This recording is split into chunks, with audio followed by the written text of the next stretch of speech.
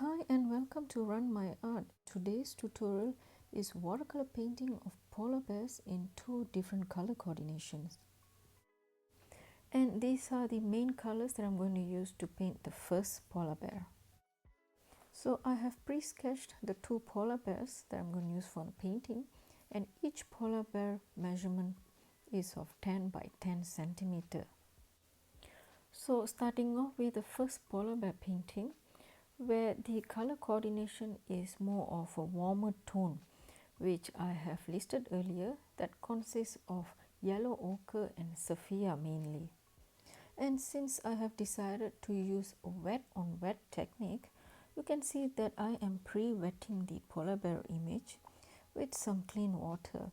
Just spread the water evenly on the bear image, avoiding any pools of water.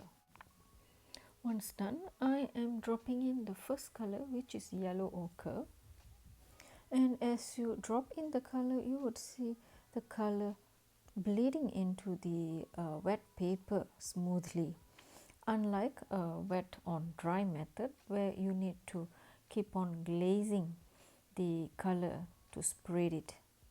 So generally animals that have white fur are usually not fully white, as they have some color variations in their fur given their living condition, their blood flow and so on. Same thing for the polar bears. As much as we want to see them white, but in reality they still have some variations in their fur color. Now the second color that I'm using right now is sapphire, which is a dull dark brown shade, and I felt that this color goes well with the yellow ochre. Right now you can notice that I am re-wetting my paper or the bear image simply because the first layer of water has dried.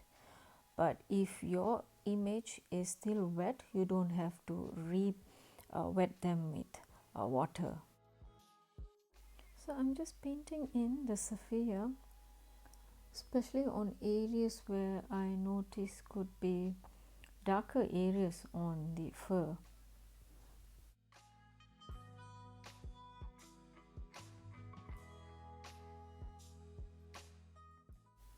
At this stage, you might feel that the colors are just too strong for a polar bear fur. But since it's a watercolor painting, no worries, it will dry up way much lighter, and I'll show you more adjustments. Done with these two colors, next I am going to glaze in a mixture of white gouache with the yellow ochre, which results in a pale yellow, as you can see on the screen right now. And this glazing method is used when the first layer of painting has dried, otherwise they may be bleeding into each other and creating more color mixtures, so I don't want that to happen.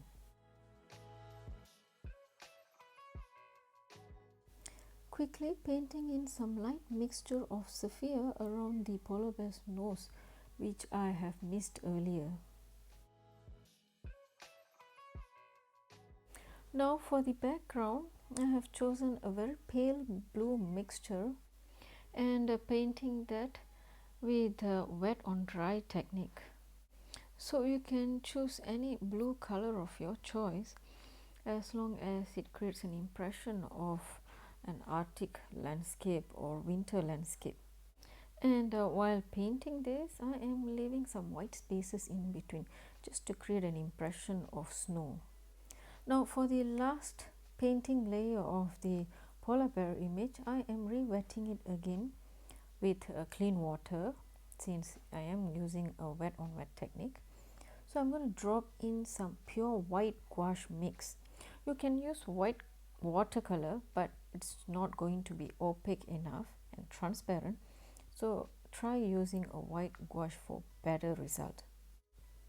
So I am painting in the white gouache on most parts of the polar bear image, even if it overlaps the darker part of the polar bear image, as it acts as a shadow area and will still be visible once the white gouache has dried.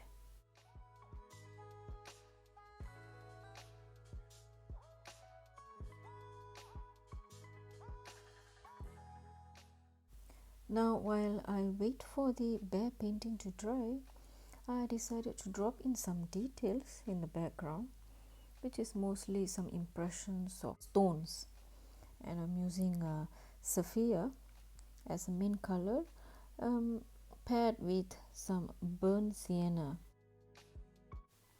Next I'm using a damp brush to give the bottom of the stone some wash so that it looks much softer instead of having some hard edges. Also adding on to the background is some white gouache just to extend the look of the snow traces here and there.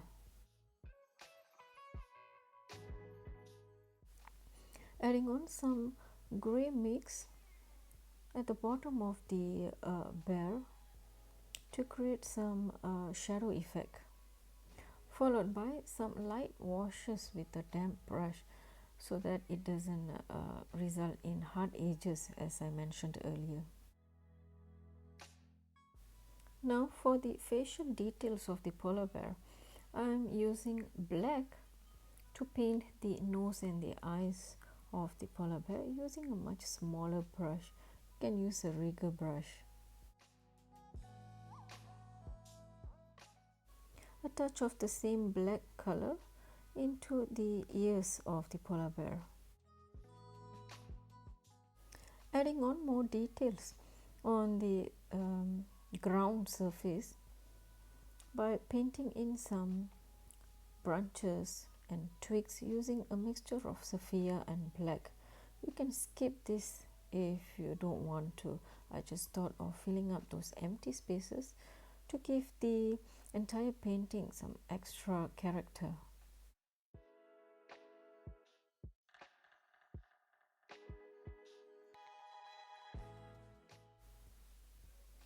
Just some details by adding in some dots using white gouache on the eyes and nose. As finishing touches, I thought of adding in more white gouache onto some parts of the polar bear's face and body. You can skip this if you want to. Just thought of creating more impression of fur.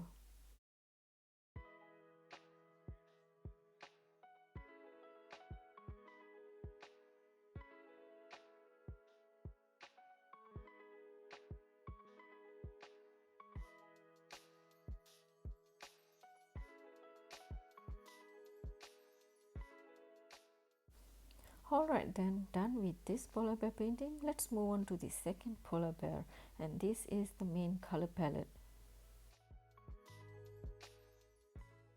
So same technique, which is wet on wet, and you can see here I am pre-wetting the bear's image with clean water. Basically this polar bear painting is going to be of cooler tone versus the earlier one which had a warmer tone. So the first color that I've used is a mixture of burnt sienna and ultramarine with a more consistency of the ultramarine. So usually when you mix a dark blue tone like ultramarine, in this case with burnt sienna, you will get a mix of gray tone. By increasing the pigment of ultramarine in this color mix, you will get a more bluish gray tone. So that is what I have achieved over here. And the second color that I'm dropping in is a purple tone. You can use a ready-made purple tone. Otherwise, just make a mixture of purple by adding in some blue to red tone, as in crimson. So over here I have used a mix of crimson and the ultramarine blue that I used earlier to achieve this purple tone. Done applying both the colors, now I'm simply using a damp brush to give them some light washes so that it appears smooth. Just make sure to use a damp brush instead of a very soaked wet brush, because extra water could actually push the pigments and create some hard lines.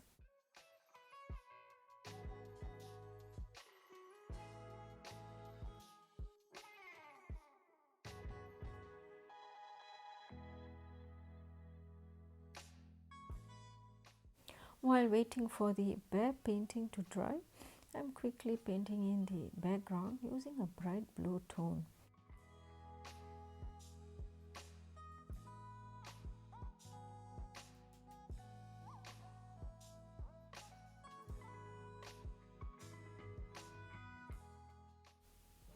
Used a darker blue tone to create some color variation or color mix for the background. I actually want this bear painting to pop up since we are using some cooler tones for this bear. It might end up looking a bit dull once the painting has dried. So the best way to make it look even brighter is by painting a darker background. I also decided to spray some water onto the wet background painting to create some extra patterns. Moving on, I am re-wetting the surface of the bear painting so that I can drop in the second layers of paint since it is a wet on wet method. So I'm using the mixture of white gouache as a second layer of paint for this bear. So just dropping that in while the image is still wet, and you can see it is bleeding very easily onto the bear image. Just use the same technique that I showed in painting the first bear image, whereby the darker tones act as shadows.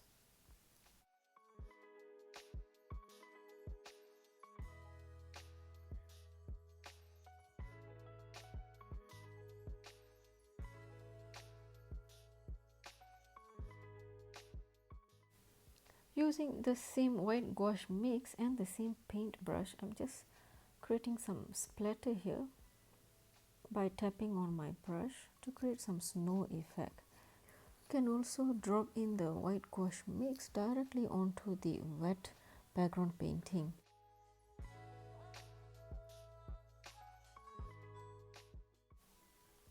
Re-dropping some white gouache after I clear up the splatters or wet paint on the paper surface just now.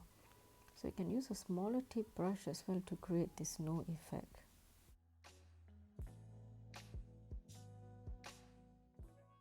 And once again, to finish off the facial details of the polar bear, I'm using a mix of black, using a smaller tip brush to paint in the nose and eyes as well as other features on the polar bear's face.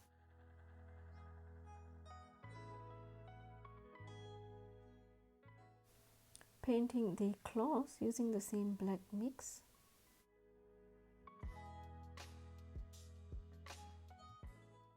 Some light washes with a clean damp brush to clear up some hard pigment on the mouth of the polar bear and softening the whisker areas. Also softening the look on the claws of the polar bear once again by using a clean damp brush, as this will create a much more softer look. Some white gouache for highlights on the facial features. And now I decided to make more shadow impression on some part of the polar bear's body, especially on the folds of its skin and legs.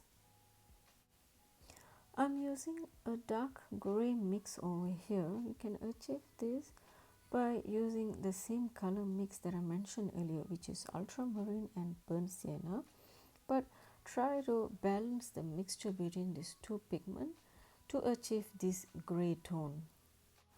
And once painted the shadow areas, I'm just using a clean damp brush once again to glaze on the edges and give it some light washes to make the shadows appear much lighter.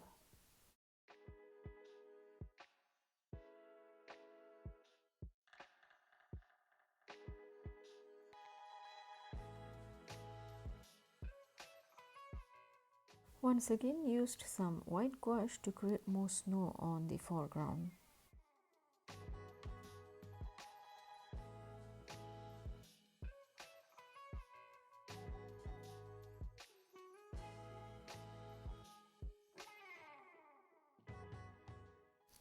Once again, as finishing touches, I am using white gouache in a very thicker consistency, using a rigger brush to create some fur impression on the polar bear's body.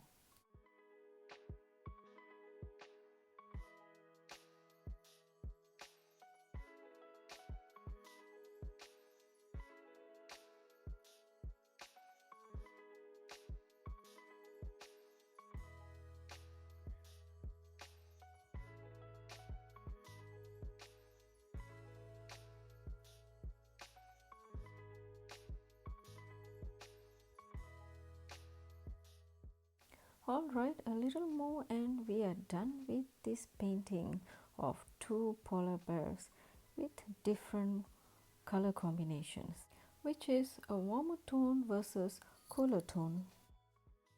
And here's a glance of my workstation. I kind of like this small mini Nescafe bottle and I used it as one of my water containers. So if you liked today's tutorial, then don't forget to like, share and subscribe. And as for my subscribers, thank you very much for your support. See you again on this channel. Bye.